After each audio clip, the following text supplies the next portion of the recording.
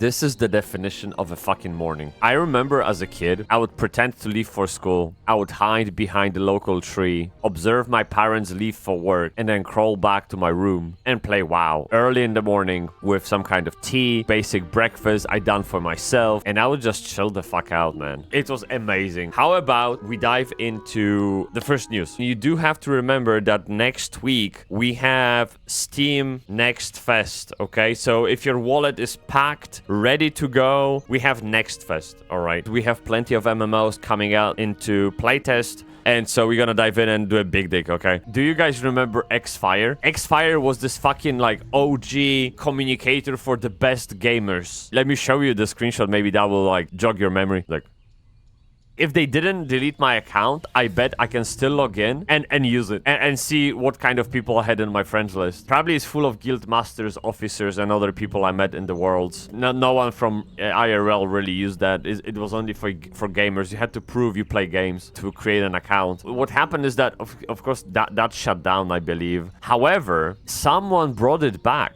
under the name of Xfire with 1. Instead of I. Yeah, I don't know what's the purpose, what's the reason, but already 5,000 people installed it. I guess it's more for LOL than anything else. It's more for KEKW. I don't think anyone is serious about using this, but nonetheless, it's a very fun initiative to bring back a little bit of that nostalgia.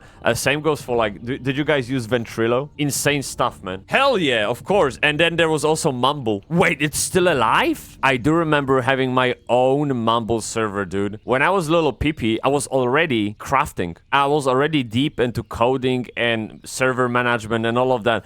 And I loved the shit out of it. I loved building my own Mumble server that I could share with the guild. That was the best feeling in my life. Okay, then we have this. Dude, Star 3 skill tree additions. No one cares. Like, I mean, some people care. I don't care. But the reason why I'm bringing this shit up is I've been following Stars Reach for about, I don't know, 1 year now. And those people have been crazy hard at work. They have something great going. Never took an opportunity to play it. Server would come up only for those short bursts of 4 hours every now and then. And it seemed like it's always been inconvenient for me to join in. It's built by big dick people who know how to create immersive worlds. It's a sandbox MMO, which we all love, and I think it can be an absolutely amazing game to play. It might look a little bit cartoony, a little bit childish, and maybe even unpolished. It's still work in progress. Let me show you quickly what it is. And before I do that, another sip. All right, sick. Typeczku. Let's play this.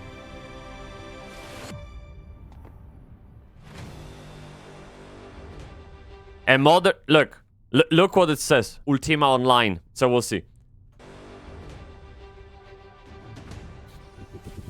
Look at that. Yeah, we got fairies. Very good.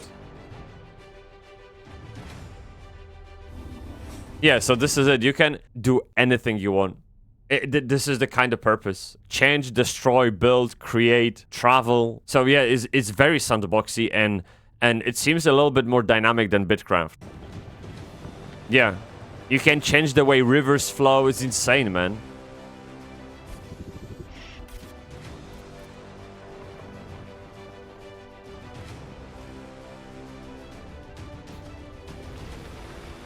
Yeah, and I would just quickly point it out. This is the top right corner is pre-alpha in-game. Okay, like this game is barely. It's barely working at this point. Okay, so calm the fuck down. I know maybe effects are not like top notch. I don't give a fuck. Hey, we played Schedule 1, okay? We played far worse games and had shit tons of fun. So I don't give a fuck how it looks like. I want to see the systems and how fun it is. Okay, graphics is just like cherry on top to me. So I don't want to hear any complaints here. You get me, bruv?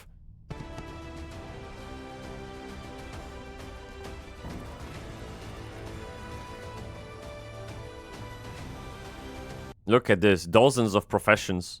I remember watching a little bit of interview with the game designer behind this game, the lead designer. The guy actually from Ultima Online team. He was explaining some of the systems in the game, and it was fucking mind-blowing. I think he mentioned something to do with aging, the passing of time, which is quite rare in MMOs, because usually, like, if you think about it, in World of Warcraft, the time doesn't flow, really. Characters don't age, and the only moment when worlds change are when we get a new expansion.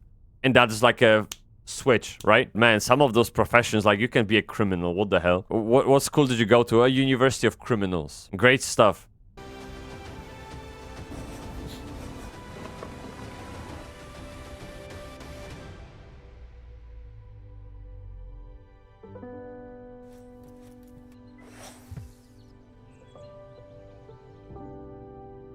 Yeah, I think I could make something out of it, really.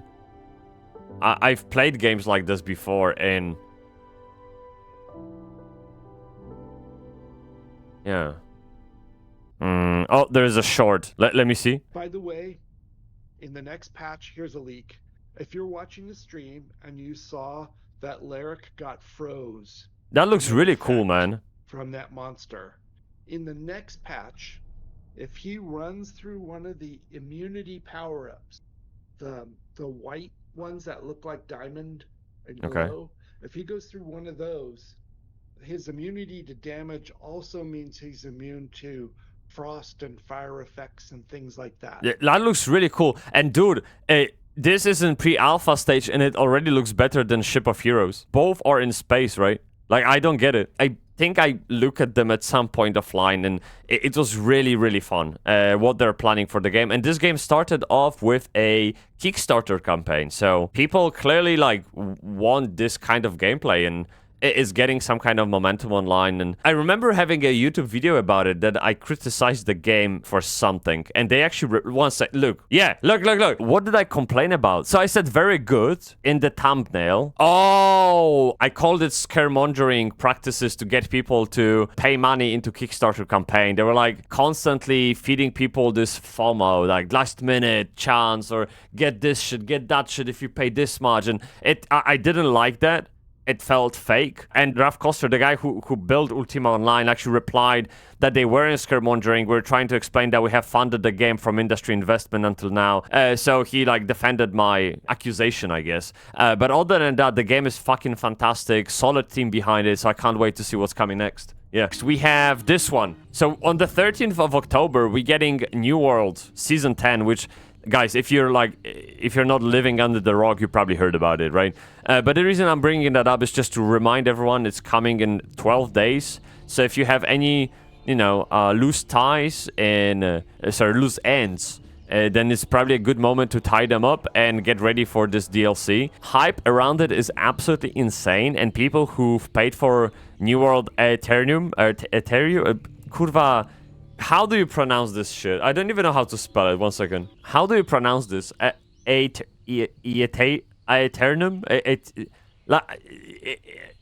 Ternum, okay? New World Ternum. All right, let's go for this. So New World Ternum, whoever bought this, they get this DLC for free. This season for free. And the reason why I use the word DLC is because there are people thinking this could be the expansion on its own. It's so big. And they the reason why I'm thinking to come back and to give New World another chance is because, one, I had great time in New World. I am close to 800 hours in the game, and I quit because there was very little end game for me to enjoy. Now, this expansion, patch, I guess, it's a patch, is bringing system reworks, a gear progression reworks. They're changing the way we enchant weapons, enchant armors, the way we socket items, put gems in them. And they are obviously bringing new raids, new zones, and lots of new, okay? It just sounds like a moment I could jump into the game again, because I haven't even played Ternum. So I don't have a mount, I don't know what the fuck is going on, nothing, okay? I'm so far behind with the game that it seems like I could get easily value for my money if I decided to join in now. So I'm 700 hours in, and I don't have the Ternum expansion. I don't have this shit. So this is all base game, and I'm tempted to pop in because I think I will get value for my money. Plus it's vampires, which is kind of cool. This is a massive update that touches pretty much every aspect of the game. That's the thing. They are reworking so many things. So many things in the game. So hopefully the pet peeves that I have with the game will be fixed with this one. And so that's why I'm kind of like interested. It seems like New World hasn't announced any video about this because I don't think they see it as a big deal like players do. For some reason, players are massively hyped about this, so they keep talking about it. Yet New World, literally New World, they just posted a thread on forum. Like patch notes. Like, yeah, this will change, and this will change. And people are like, what the fuck? And your team is like, yeah, just another day. What the fuck do you mean, man? You're reworking half of the game. You get me, bruv, innit, bruv? What is in coffee that makes you wanna shit? Like, the minute I fucking smell coffee, I need to go to toilet. This is terrible. Skibidi.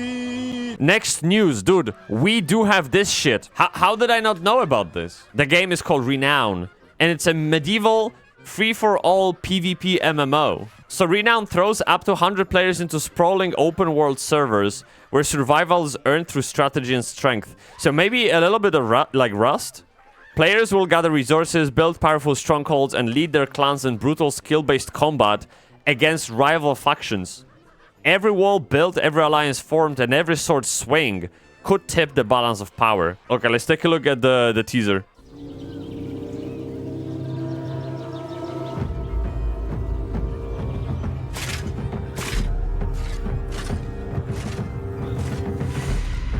Oh, shit.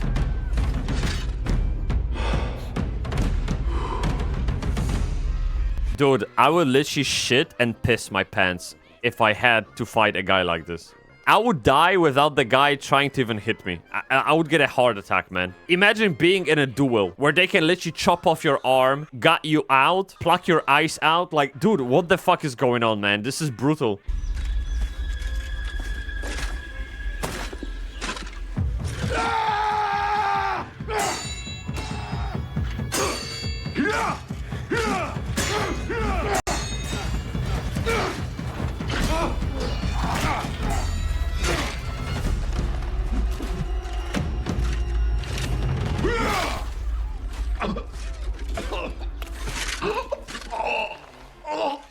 Oh, dude, get wrecked, innit?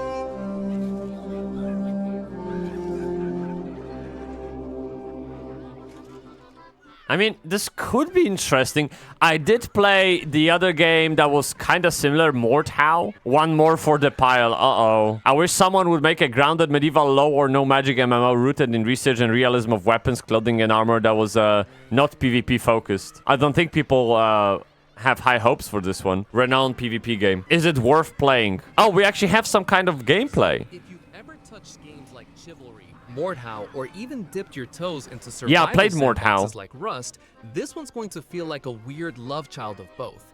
On one side, you've got deep medieval melee combat that makes you question every swing of your sword.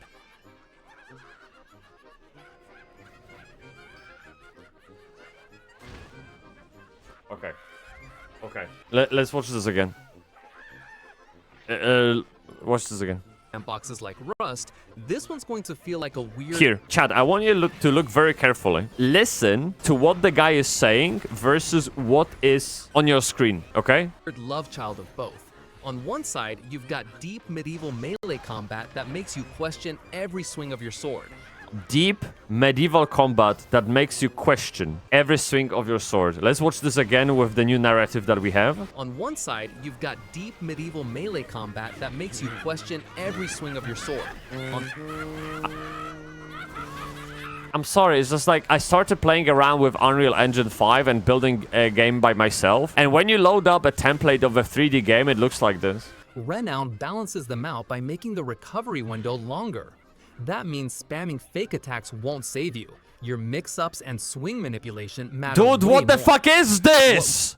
Delete! So I'll move away from the event for a second so we don't have those goblins in the background, okay? Big damage. Now, I don't know if you're interested, but Monster and Memories, okay? This game is heading for early access launch. As far as I know, the game is very old schoolish, okay? So if you liked EverQuest, you might like this. It looks very old school, very basic. So you need to definitely be up for that kind of gameplay. Yeah, I mean, 10 minutes video. Oh, fuck. Let me just click through it. Monsters and Memories is an open-world, EverQuest-inspired indie MMORPG in development. It is in alpha. So this is what it looks like. I mean, it's very, again, it's like the Dark Ages of Camelot. It's like EverQuest. It's very Pantheon as well. Maybe Pantheon actually looks a little bit better. But you can tell by the way they type names, the nameplates, you can tell they are inspired by classic games, classic MMO design. There is a goblin, which points at that this is a common mob. Old school stuff. Play this, definitely join their Discord server. Yeah. This video covers 2 of the playtests. I played in like 7 hours or something. This one's gonna be pretty Not short. bad. I'm just gonna grind as much as I can till I can't anymore. Let me know what you think in the comments. Yeah. I'm sure some of you enjoy this game. I mean, like if I've never done a single video like this. I always just chop up streams and have people go at it. Because this one is like well made and prepared, and can maybe I subscribe should. for indie MMORPG content. It's all we cover on this channel. But my Discord commentary wouldn't be so nice and cozy. server as well. It's where we follow developing indie MMORPGs. and Look learn how from nice the together. guy is. So I'm just gonna pick up where I left off. If you want to see how we got to this point, definitely go check out the other episodes. So Okay. let's just continue. Seems no one's really partying up. I keep typing looking for a group. Let's do / Yeah, I'm just giving you literally the flavor of the game. Like, this is what you're gonna get. Yeah, I'm just gonna grind here for a bit, I guess. Again, you don't play those games to see the most enticing combat animations, or you don't play those games to have skills that feel good, okay? You play those skills for the strategy of it, for the systems, for the numbers that go up with every drop, every new loot, every killed boss, and for the people that you come across, which are also probably 40 plus and bolding. Don't be harsh to judge if you're not the target audience. Dude, this is literally 1-to-1 with Pantheon. I'm not even kidding. This is literally 1-to-1 with Pantheon. The currencies, even the interface, like the scrolls, and both games are inspired by EverQuest. So I guess that's why. Maybe EverQuest is the same too. I haven't played, I don't know. It's night again. We should be Okay. leveling up. Okay, we've seen those games. We've played those games before. Again, EverQuest, Pantheon. This is the same stuff. Same shit, different toilet. Now this one, this got me interested. Past Fate. Do you guys remember this game? And they were extremely quiet. I didn't find anything about this game lately. Nothing in the news, nothing in the X. And all of a sudden, they give you an update for early access. So we have a big development going on in here. They showcase new mage and druid spells and shit, which, again, I don't really care about that much. I'm not the person that would decide whether to play the game or not based on this. But what I wanted to hint at is that this game is coming to early access, which means we will be able to play it. This is a devlog, which probably... Oh, this is 5 minutes. We can take a look, and if it gets boring, I'm just gonna skip. But I want to remind everyone what this game is about, what it feels like to play, and all that shit, okay? So let's take a look what Past Fate has to offer. Hello, and welcome to Past Fate's newest devlog. Hey, I like it. I straight up already like it. Look how clean and minimalistic the interface is. There's just a little bit of chat that you can see here. It's half transparent. There's nothing in here. You have health and skills right at the bottom, and that's all you need in your life. In this devlog, we're going to be showing what's upcoming in the next update. Here you can see the new player camera changes, as well as changes to enemy health bar, where even without locking on to the enemy, you can see the health bar briefly after damaging. We have also changed added some weapon. new spells to the mage weapon, as well as a new system to choose your spells. These are still work in progress. So how does that work? Interesting. So on the skill bar, you have an attack and bunch of utilities, I get. So is this your skill bar? So this is just like a sidebar with common actions, and this one is your actual skill bar. Make your nearby allies' weapons ablaze. Well, let me see. You have your standard fireball spell. Smoldering Hit him. boulder Hit him, that big damage. conjures and throws a Oh, boulder kurva. that That damages rolled and right through him. the enemy. Ring of Fire causes AoE damage around the player, damaging all enemies nearby. Flaming Weapon will engulf your and your friend's weapon ablaze, causing extra fire damage on each hit. I'm trying to look at just basically at how the game looks. I have no point of reference how other classes play, nothing like that. I'm just trying to gauge the vibe of it, that's it. It's added to the mage weapons in the future. But next, we will showcase some of the new druid spells. Okay, druid, okay. Please make it, yes, he can shapeshift, great, okay. Druid, you Good. will have your standard heal spell, Yes. Spectral Wolf, No, he's sending a wolf? Wind Blast that will knock down your enemies as well as dealing some damage. You have a Stone Skin that will make you take less damage. So you can be a tank, Spectral or... Wolf or- will damage any enemy it goes through. So it's technically a frontal cone Yeah. AoE. It will also... Oh, dude, I must say the spells are very not exciting. Like, if you look at the... Take a look at this fireball here. that conjures and throws a boulder that... When I look at those games, I always want to be as fair as possible. You know, there is a reason why I comment about the excitement of combat in a game like this, Whereas when I look at, I don't know, you can look at Apogea or maybe look at something we just saw like a few minutes ago, the Monster and Memories. I didn't mind the lack of oomph in those combats because the game sets different expectations. The game offers a different environment, which is supposed to put focus more on the system and on the foundation of it all. Whereas this game clearly goes for good looks, for impressive environment and exciting combat, right? Like exciting in the way it feels. And when I see in the like, come on, man. Spectral Wolf will damage any enemy it goes through. It doesn't look like Wolf, man. I mean, genuinely, the game doesn't look bad at all. It's just like the combat just feels so basic and uninteresting. It feels like it takes away the charm. They say welcome to Past Fate Alpha version. If they are heading for early access, let me see when is the early access. Maybe that will give us an idea. Wider ambitions for the immediate future and for early access as the devs plan on making the new Necromancer spells. Okay, they haven't announced or hinted at the date at all, so we don't really know. That's okay. So okay, in that case, I can't criticize what I'm looking at because it isn't a final product. I can only relate to an idea then, and whatever I'm hearing, if they make the combat a little bit more interesting, this could be good. Player experience much more smooth. Yeah. Yeah, maybe they know it themselves. I wish them all the best with the game, of course. It really doesn't look bad. Like, they clearly put some work into it.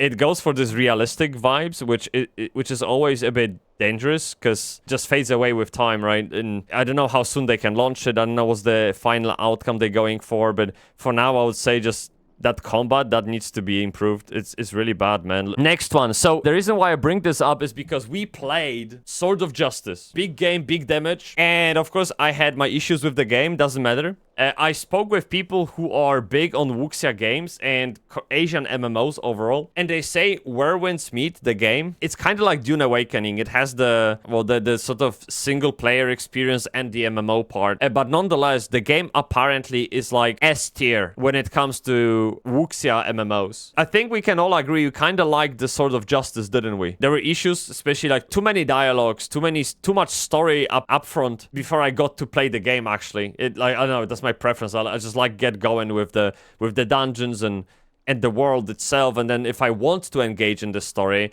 it's like there, but it's not imposed on me. Whereas in Sword of Justice, you couldn't have done shit until you put in like 10 hours to skip through all the lore. It's insane. But in any case, apparently, if I think Swords of Justice was okay, like 6 out of 10, then Where Winds Meet is like 11 out of 10. Okay, and this is coming to West on 14th of November. So if anyone is looking into trying it out, I think it's quite a safe bet. And it's coming to Steam, so nothing shady, no extra launchers. You just fucking load it up and have fun. For those who don't know, like, dude, last time we watched anything about Where Winds Meet, we had shivers. So let me show you what the fuck I mean. So this is the gameplay. Look.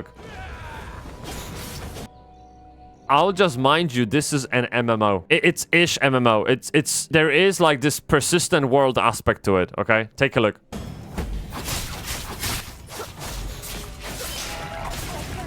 On July 25th, a global beta test began for Where Winds Meet, the open-world game published by NetEase that is already available in China.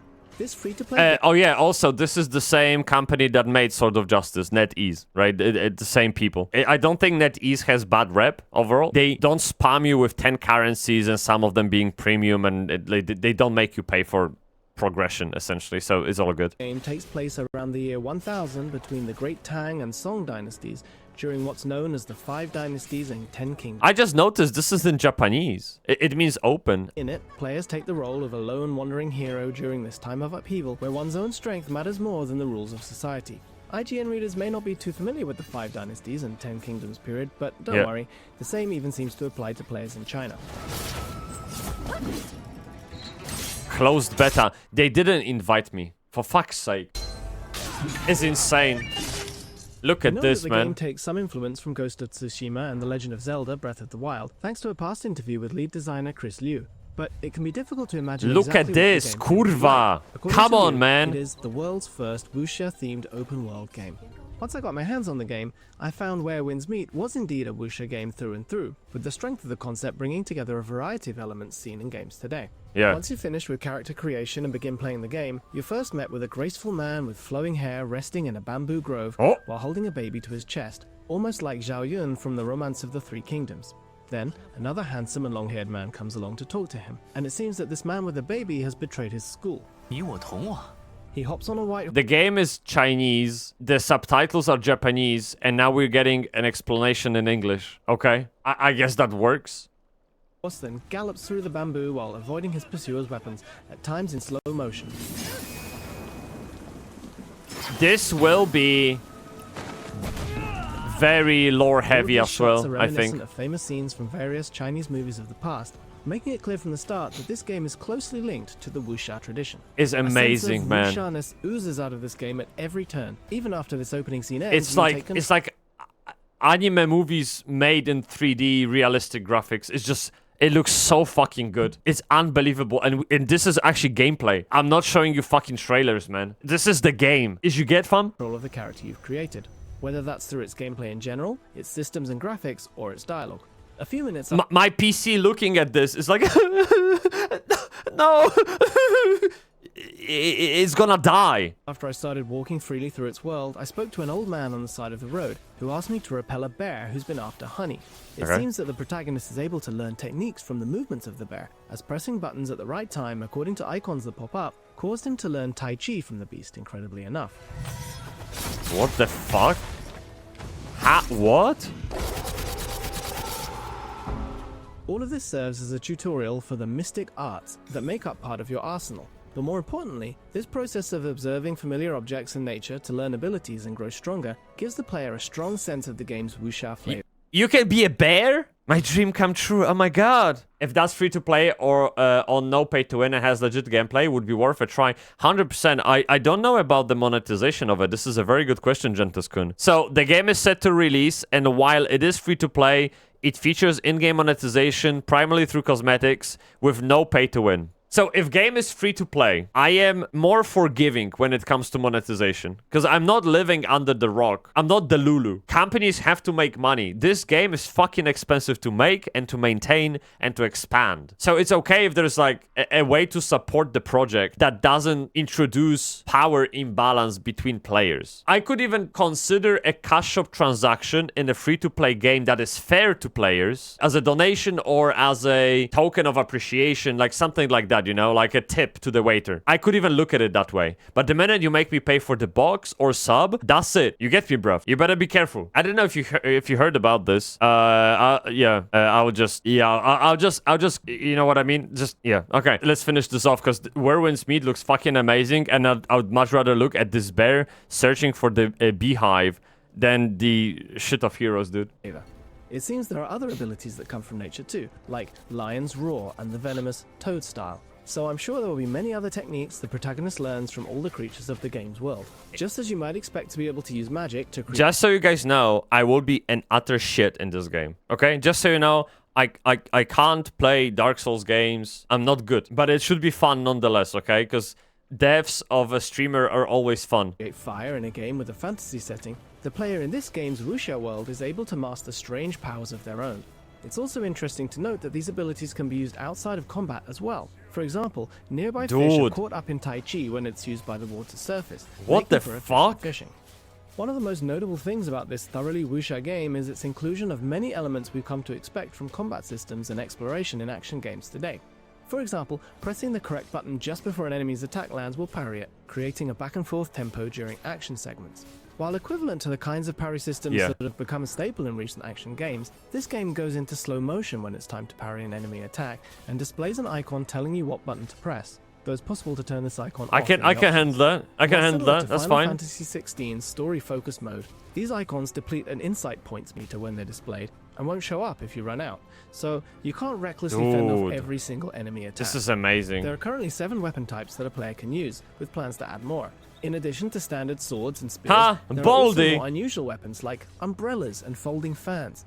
Each weapon provides for its own unique gameplay, such as the umbrella's skill that temporarily stuns an enemy, That's a damn powerful And the plan's umbrella, ability man. to create a zone that heals the player and their allies. Dude. I'm sorry, but just watching this, I can tell you how this clears Swords of Justice. I haven't got to like dungeons and boss fights in Swords of Justice, but the visuals of it, the how not clunky and how powerful it all feels, very dynamic and very well put together, is like on another level to Sword of Justice. And I'm only looking at it, let alone play it, dude. Big dick damage, you get me? Players can equip both a main weapon and a sub-weapon, each enabling a variety of martial techniques. What techniques are available to you will also change based on the school you study under, Okay. with a total of 11 available schools. The game's combat style changes quite a bit depending on the combination of mystic and martial skills you use, allowing for a wide degree of customization. Between all of the different attacks, the balance between offense... By the way, see, I'll just quickly, 1 second. Let me very quickly go back to something. What really makes the combat stand The game's combat style changes quite a bit of customization. Between all of the different attacks, the balance between offense and defense enabled... Do you know what I mean? Like, if you go for a realistic world, realistic graphics, and realistic scenarios, you want to bring up your A game. What the fuck is this? Mind you, by the way, this entire game, this Renown game, is all about PvP combat. Like, it's like the only reason this game exists. And it's like they didn't even pay attention to it. Did you see that deliberate melee axe swing? Dude, better watch out. It's coming your way, man. Parries, and the overall voracious approach Yeah. to combat elements, it felt like the game had taken a menu of popular modern features and ordered one of everything. Fuck me, this is so good, man. The bow and arrow is treated differently whether it's being used as a main or a sub-weapon, capable of attacking enemies from afar while also solving puzzles by burning through vines to open up pathways. Dude. The way it's positioned shows the influence of another game that was previously mentioned, The Legend of Never Zelda played Breath of the Zelda Wild. games. Never. I played The game's core of Pokemon. open-world exploration and progression has also been extravagantly created. During the Wow. preview, I was able to visit Kaifeng, one of China's 8 ancient capitals located in Hainan province that flourished at the time as one of the Watashi world's no largest cities. soye. Despite the war-ravaged Fuck world, me. the city in the game Why was Chinese open and subtitles, lively, man? with its residents chatting away like it was Cyberpunk Japanese, 2077 not Chinese. after just a short walk through its streets. It sounds like upwards of 1,000 NPCs have reputation levels, allowing you to befriend them on an individual basis. Yeah. It's not hard to imagine how people live in the game's detailed streets of Kaifeng, Ah, no apparently przecież- recreated by referring to historical remains that Man. still exist today. Walk down the big street that cuts through it all, and eventually you'll find a large arching bridge. Beautiful palace with towering defenses awaits you on the other side, making it clear just how prosperous this Chinese capital was at the time. From there, the player will be able to... Dude, look, I'm not even gonna kid you. When I watch Little Everyday China or Chinese, I think it's Little Everyday China channel name on YouTube, or if I watch another channel, Mike OK, when I see them traveling through China, I'm so fucking jealous. I feel like I am missing out on such a great lore IRL. I want to be there. And I'm so glad I'll be in Japan and I'll be like 45 minutes flight away from China. So I can, instead of going to fucking Germany or Czech Republic, I'll go to China. And I will go to Gobi Desert. I'll go to Peking. I'll go fucking everywhere and see that shit for myself. It's unbelievable. What is this? dig into the secrets around their own birth as a wandering... I'ma see Great Wall, dude. I'ma say hi to Mongolians. I'ma smoke pipe with the Kazakhs of China. Of course, we're gonna do big dicks. After only about 3 hours of gameplay, I could tell that Where Winds Meet is packed full of elements that players have experienced before in open world games. But what shocked me most of all is that while you could call this a mishmash of features, the key concept of wuxia, along with the way those elements are presented, work to bring all of them together in a natural way. Perhaps you could say that what best defines Where Winds Meet is this coexistence of the past decade of what has made open world and action games fun, alongside its Sophisticated Chinese ladies, creative okay. love for the genre of wuxia. Where Winds Meet will be released in the West in 2025 on PlayStation 5 and PC. For all your other cool game stuff, you're already in the right place. And this is why this game wins. It doesn't have mobile equivalent. It's just fucking PC. Fuck you. It's just PC game. And if it's only PC, I mean PlayStation, who cares? If it's just PC game, it means the interface, the pacing, everything is just made for the keyboard and a mouse, and it's going to be amazing. I think I will play the shit out of this game. I will have kids with it. So we're gonna get Werewin's Meat 2 very soon. Yeah, let me do one more thing before we go. This is very important. Rolling down the hill like a boss, innit? Thank you so much. As always, stay Bybsie, everyone, okay? May the cogs be with you all. Subscribe.